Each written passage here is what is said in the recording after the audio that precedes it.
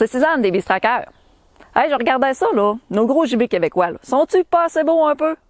L'orignal avec le beau grand nez, les grands oreilles, le gros panache.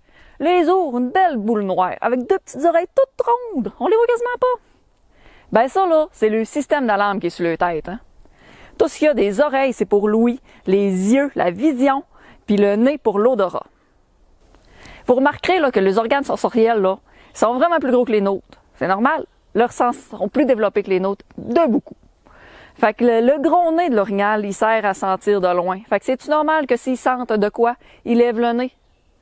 Ben oui, c'est sûr. Puis les oreilles, ben ça se tourne la tête. La tête, là, c'est la partie la plus mobile de la bête. Fait qu'avant de faire un tir à la tête, là, pensez-y. Ça se peut-tu qu'il lève la tête un peu, qu'il tourne?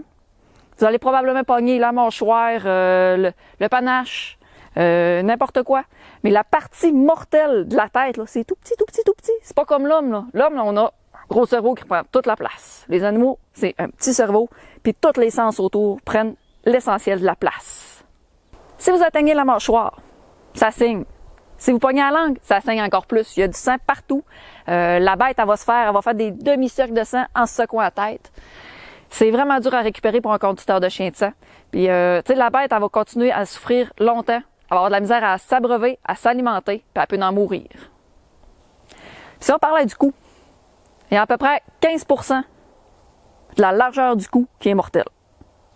Le reste, là, c'est de la viande. Juste ça, de la viande. Ce qui est mortel, là, c'est la colonne vertébrale puis l'artère qui est collée après. Si vous pognez la trachée, là, il y a des gros risques d'infection. L'animal, il n'en mourra pas, mais il va souffrir encore. En conclusion, les tirs de cou et les tirs de tête, là, ça peut souvent finir en tir non mortel à court terme, mais à long terme, l'animal, il va souffrir. C'est pour ça que je les déconseille. Si vous avez une belle zone vitale dans le côté, là, profitez-en. Puis, sur ce, si vous avez d'autres questions, n'hésitez pas à me contacter sur le Facebook des Bistraqueurs. Salut, à la prochaine!